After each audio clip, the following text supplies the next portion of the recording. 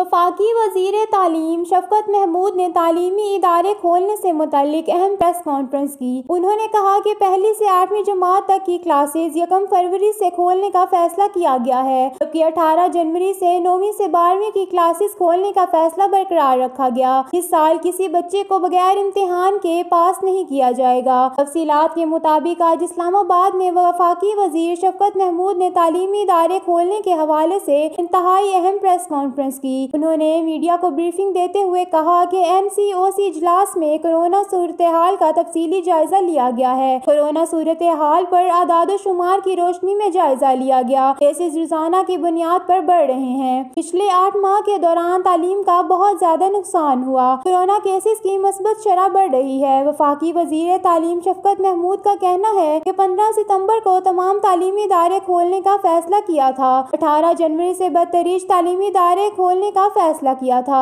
9ویں سے 12ویں جماعت کے طالب علموں کو بغیر امتحان کے پاس نہیں کیا جائے گا۔ 18 جنوری سے میٹرک اور انٹر کی کلاسز شروع ہوں گی۔ پرائمری کلاسز 1 فروری سے شروع ہوں گی۔ یونیورسٹیز بھی 1 فروری سے کھلیں گی۔ شفقت محمود کا مزید کہنا تھا کہ رواں سال کسی بھی بچے کو پروموٹ یا پاس نہیں کیا جائے گا۔ شفقت محمود نے مزید کہا کہ رواں سال کسی بھی بچے کو پروموٹ یا پاس نہیں کیا جائے گا۔ وفاقی وزیر تعلیم شفقت محمود کا کہنا ہے کہ تعلیم کو جاری رکھنا چاہتے ہیں، لیکن حتمی فیصلہ صحت کی بنیاد پر کیا جائے گا۔ طلباء کی بہبود ہمیشہ اولین ترجیح ہوگی۔ مارچ اور اپریل میں ہونے والے بورڈز کے امتحانات ملتوی کر دیے گئے ہیں۔ بورڈ کے امتحانات اب مئی اور جون میں ہوں گے۔ واضح رہے کہ گزشتہ روز تعلیمی ادارے کھولنے کا فیصلہ لاہور ہائی کورٹ میں چیلنج کیا گیا تھا۔ درخواست گزار نے موقف اپنایا ہے کہ کورونا کی دوسری لہر زیادہ خطرناک ہے، مگر کوئی خاص تیاری نہیں کی گئی۔ تعلیمی اداروں میں SOPs کا کوئی خاص خیال نہیں رکھا جا رہا۔ درخواست گزار نے استدعا کی کہ آن لائن کلاسز کو ہی جاری رکھا جائے تاکہ بچے کورونا سے محفوظ رہ سکیں اور اپنی تعلیم کا سلسلہ بھی جاری رکھ سکیں۔